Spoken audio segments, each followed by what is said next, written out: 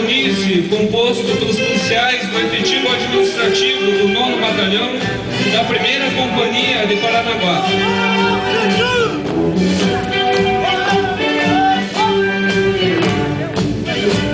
Segundo pelotão, comandado pelo Tenente Castro, composto pelos policiais das praias e do efetivo de Morretes e Antonino.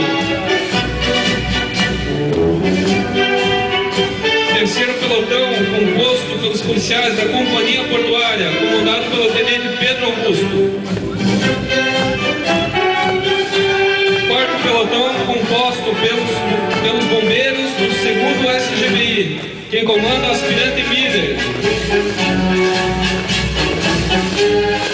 Quinto pelotão, pelo efetivo do Batalhão de Polícia Ambiental, a comando do Sargento Freitas.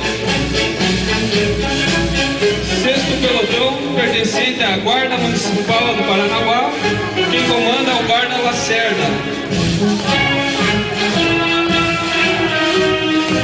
O sétimo pelotão, composto pelos guardas da Demutran, quem comanda é o Guarda Amaral.